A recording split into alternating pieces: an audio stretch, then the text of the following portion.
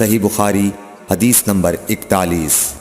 حضور اکرم صلی اللہ علیہ وآلہ وسلم نے ارشاد فرمایا کہ جب ایک بندہ مسلمان ہو جائے اور اس کا اسلام عمدہ ہو، یقین و خلوص کے ساتھ ہو، تو اللہ اس کے گناہ کو جو اس نے اس اسلام لانے سے پہلے کیا معاف فرما دیتا ہے، اور اب اس کے بعد کے لیے بدلہ شروع ہو جاتا ہے، یعنی ایک نیکی کے عوض 10 گناہ سے لے کر 700 گناہ تک ثواب، اور ایک برائی کا اسی برائی کے مطابق بدلہ دیا جاتا ہے، مگر یہ کہ اللہ تعالیٰ اس برائی سے بھی درگزر کرے اور اسے بھی معاف فرما دے، یہ بھی اس کے لیے آسان ہے۔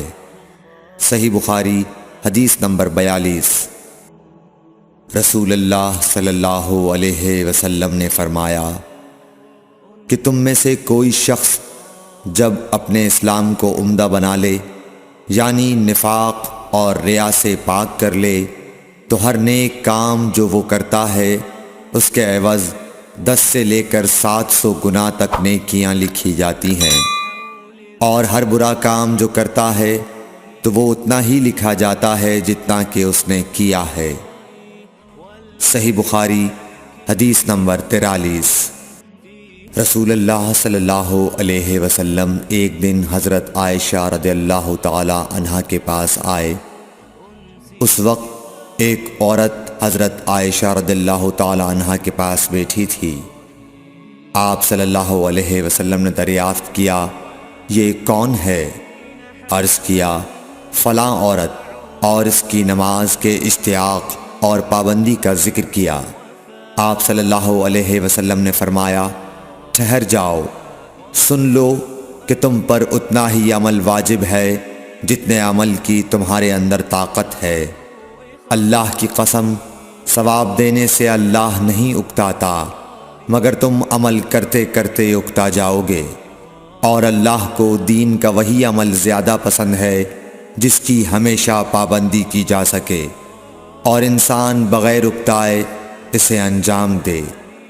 صحیح بخاری حدیث نمبر 44۔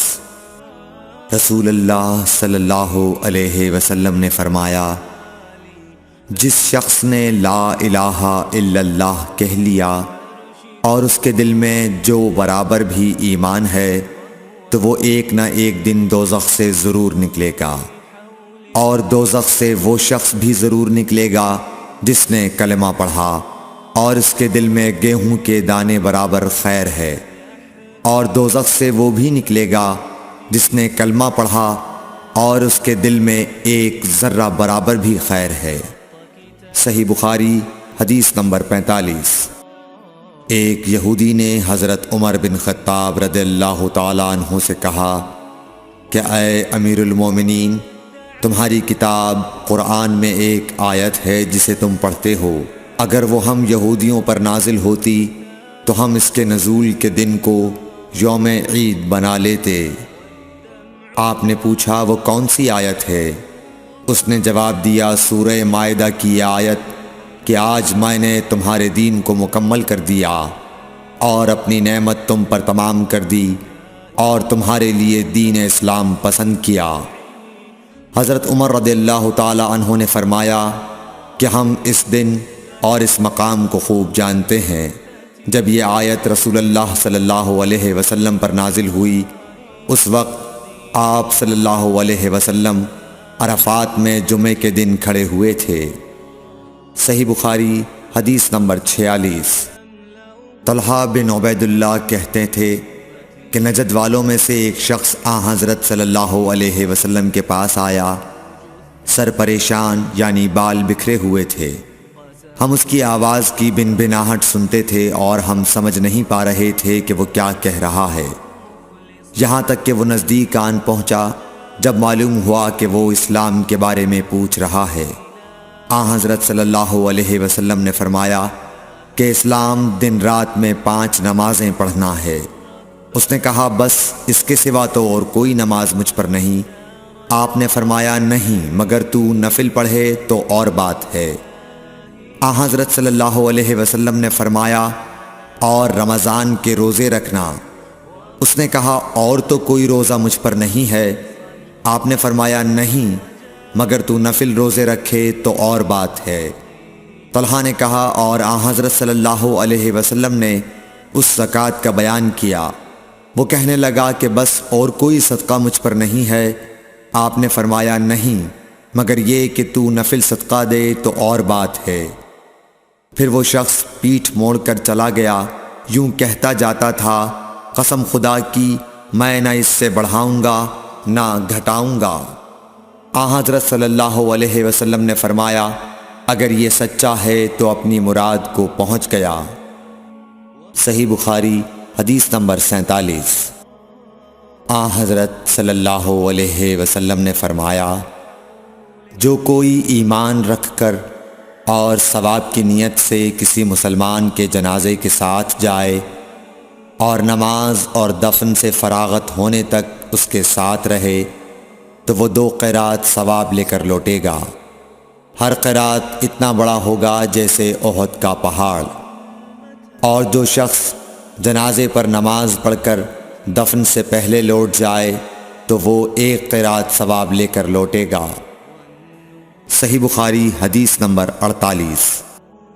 حضرت صلی اللہ علیہ وسلم نے فرمایا کہ مسلمان کو گالی دینے سے آدمی فاسق ہو جاتا ہے اور مسلمان سے لڑنا کفر ہے۔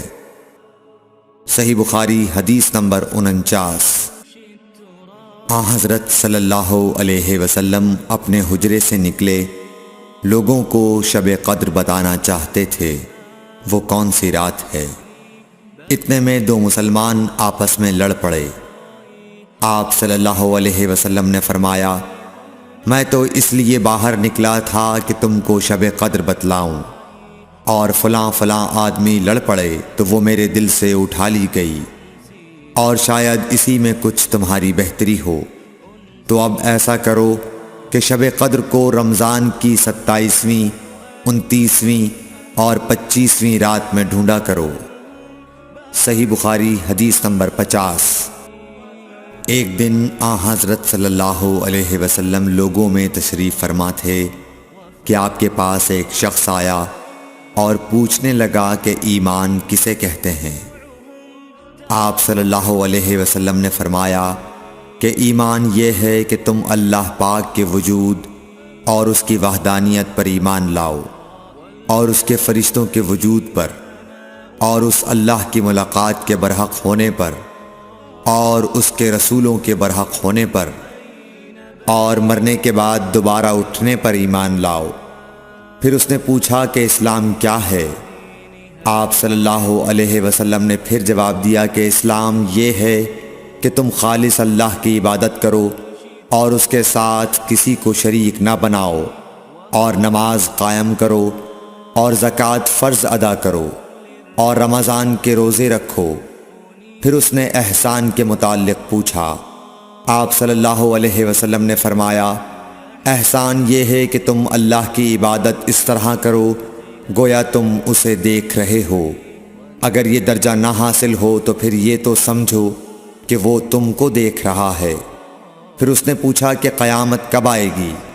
آپ صلی اللہ علیہ وسلم نے فرمایا کہ اس کے بارے میں جواب دینے والا پوچھنے والے سے کچھ زیادہ نہیں جانتا، البتہ میں تمہیں اس کی نشانیاں بتلا سکتا ہوں۔ وہ یہ ہیں کہ جب لونڈی اپنے آقا کو جنے گی، اور جب سیاہ اونٹوں کے چرانے والے دیہاتی لوگ ترقی کرتے کرتے مکانات کی تعمیر میں ایک دوسرے سے بازی لے جانے کی کوشش کریں گے، یاد رکھو قیامت کا علم ان 5 چیزوں میں ہے جن کو اللہ کے سوا کوئی نہیں جانتا۔ پھر آپ صلی اللہ علیہ وسلم نے یہ آیت پڑھی کہ اللہ ہی کو قیامت کا علم ہے کہ وہ کب ہوگی۔ پھر وہ پوچھنے والا پیٹھ پھیر کر جانے لگا۔ آپ نے فرمایا کہ اسے واپس بلا کر لاؤ۔ لوگ دوڑ پڑے مگر وہ کہیں نظر نہیں آیا۔ آپ صلی اللہ علیہ وسلم نے فرمایا کہ یہ جبرائیل علیہ السلام تھے جو لوگوں کو ان کا دین سکھانے آئے تھے۔ صحیح بخاری حدیث نمبر 61۔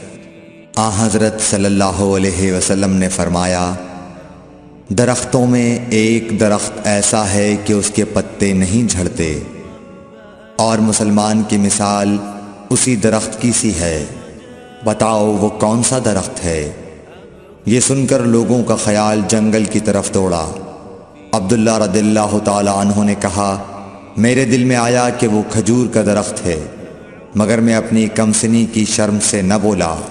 آخر صحابہ نے حضرت صلی اللہ علیہ وسلم سے پوچھا کہ وہ کون سا درخت ہے؟ آپ نے فرمایا، وہ کھجور کا درخت ہے۔